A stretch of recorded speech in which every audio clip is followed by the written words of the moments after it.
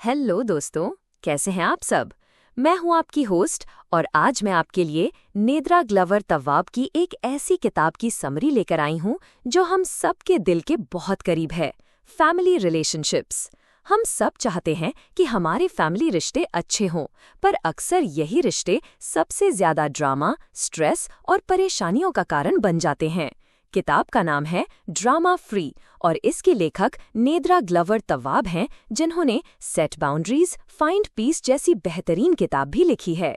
नेद्रा कहती हैं कि फैमिली रिलेशनशिप्स में ड्रामा इसलिए होता है क्योंकि हम अक्सर अनहेल्दी पैटर्न्स और बिहेवियर्स को टॉलरेट करते रहते हैं। हम सोचते हैं कि फैमिली है तो एडजस्ट करना पड़ेगा या वो तो ऐसे ही हैं, पर ये सोच हमें अंदर ही अंदर खाली कर देती है। ड्रामा सिर्फ शोर शराबा नहीं है। ड्रामा वो सिचुएशंस हैं जहां कम्युनिकेशन खराब होता है, बाउंड्रीज क्रॉस होती हैं और इमोशंस आउट ऑफ कंट्रोल होती हैं। ये आपकी मेंटल और इमोशनल हेल्थ पर बहुत बुरा असर डालता है। इस किताब का कोर मैसेज है कि you can't change your family but you can change how you engage with them. आप अपने परिवार को नहीं बदल सकते, लेकिन आप उनके साथ कैसे जुड़ते हैं इसे बदल सकते हैं। आपको ड्रामा को कंट्रोल करना नहीं है, आपको उससे आज़ाद होना है। और इसके लिए आपको अपने बिहेवियर, अपनी एक्सपेक्टेशंस और अपनी बाउंड्रीज को बदलना होगा।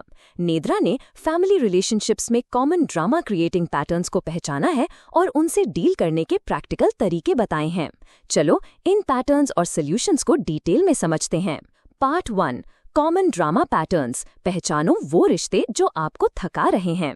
नेद्रा ड्रामा को अलग अलग कैटेगरीज में बांटती हैं। हर कैटेगरी में कुछ टिपिकल अनहेल्दी बिहेवियर्स होते हैं जो रिश्तों में परेशानी पैदा करते हैं। 1. The overly involved family. अत्यधिक शामिल परिवार। ये वो फैमिली मेंबर्स हैं जो आपकी लाइफ में बहुत ज़्यादा इंटरफेयर करते हैं। वो आपके डिसीजंस, आपके रिश्तों, आपके करियर और यहाँ तक कि आपके बच्चों के पालन पोषण में भी अपनी राय देते हैं, भले ही आपने पूछी ना हो। बिहेवियर्स: कॉन्स्टेंट अनसॉलिसिटेड एडवाइस, अनचाही सलाह, crossing boundaries, expecting to know everything, guilting you. Impact: आपको कंट्रोल्ड, सफोकेटेड और रिजेंटफुल फील होता है। आपको अपनी लाइफ के डिसीजंस लेने में मुश्किल होती है। 2. The disrespectful family. अनादर करने वाला परिवार। ये वो फैमिली मेंबर्स हैं जो आपकी फीलिंग्स, आपकी बाउंड्रीज या आपके चॉइसेस की रिस्पेक्ट नहीं करते। वो आपको क्रिटिसाइज करते हैं, आपके जोक्स उड़ाते हैं या आपकी बात सुनते ही नहीं हैं। Behaviors: making rude comments, ignoring your no, belittling your achievements, interrupting you constantly. Impact: आपको hurt, angry और devalued feel होता है।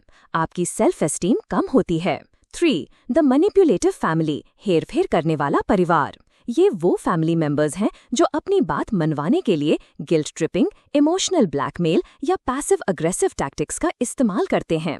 बिहेवियर्स: अगर तुमने ये नहीं किया तो मैं दुखी हो जाऊंगी। तुम तो मुझसे प्यार ही नहीं करते।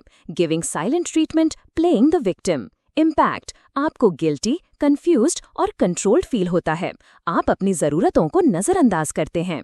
4. The dependent family. निर्भर परिवार। ये वो फैमिली मेंबर्स हैं जो आप पर बहुत ज्यादा डिपेंड करते हैं, फाइनेंशियली, इमोशनली या फिजिकली। वो अपनी जिम्मेदारियां आप पर डाल देते हैं।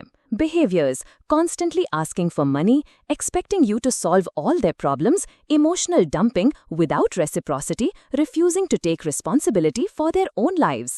Impact: आपको drained, used और resentful feel होता है। आपको लगता है कि आप उनका बोझ उठा रहे हैं। 5. The drama seeking family. नाटक खोजने वाला परिवार। ये वो फैमिली मेंबर्स हैं जिन्हों हमेशा लाइफ में कोई ना कोई प्रॉब्लम चाहिए। वो कॉन्फ्लिक्ट्स क्रिएट करते हैं, गॉसिप करते हैं और हमेशा अटेंशन सीक करते हैं। Behaviors: overreacting, creating unnecessary arguments, spreading rumors, always having a crisis. Impact: आपको स्ट्रेस्ड, एंग्शियस और एग्जॉस्टेड फील होता है। आपका टाइम और एनर्जी वेस्ट होता है।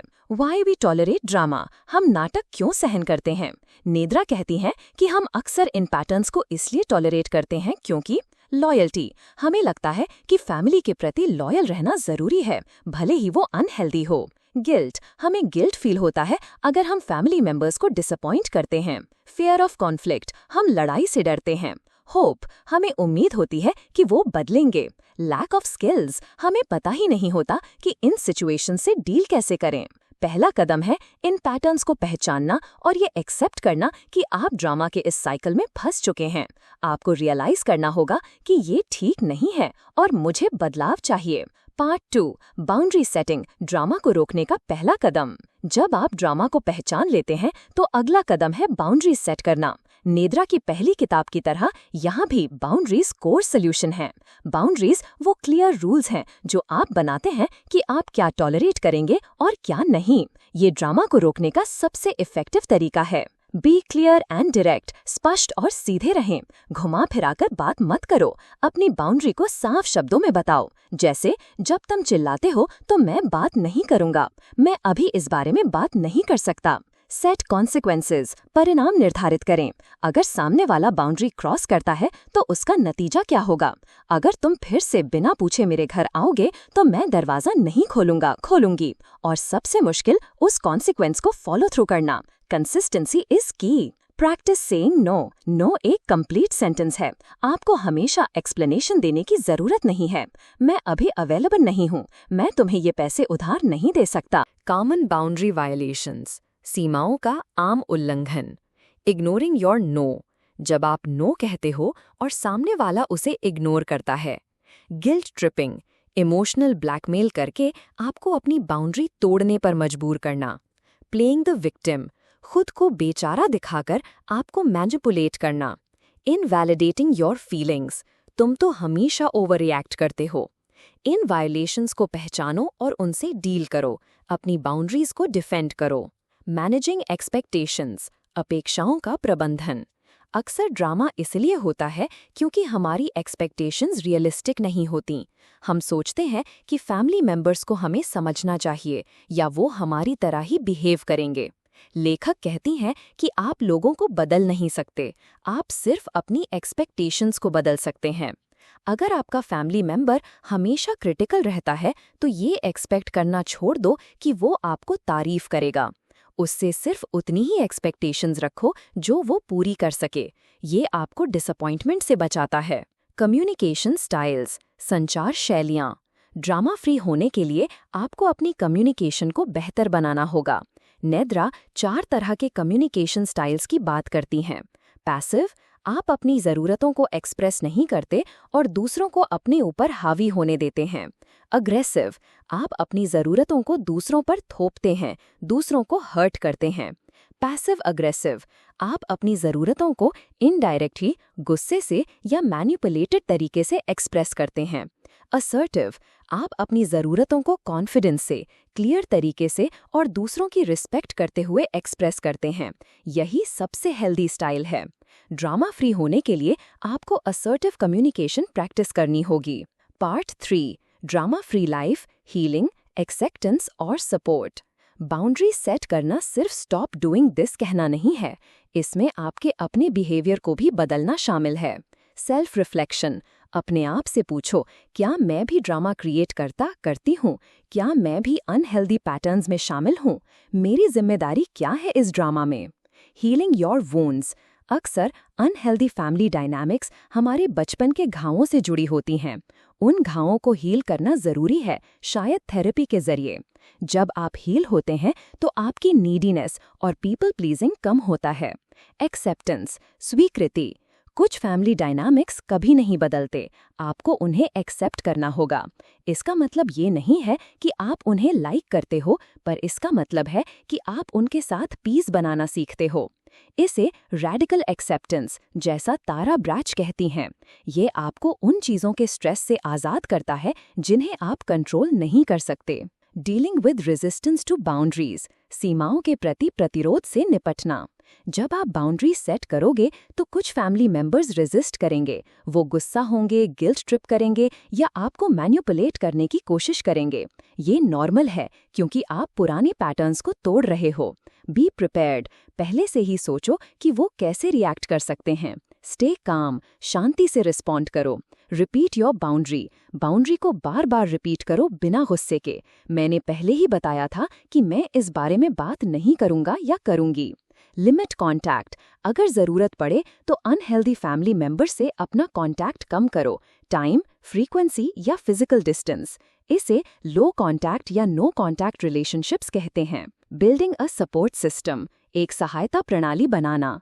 ड्रामा फ्री लाइफ जीने के लिए आपको सपोर्ट चाहिए। ट्रस्टेड फ्रेंड्स, अपने स्ट्रगल्स को ट्रस्टेड दोस्तों के साथ शेयर करो। थेरेपी, एक थेरेपिस्ट आपको अनहेल्दी पैटर्न्स को समझने और उनसे डील करने में मदद कर सकता है।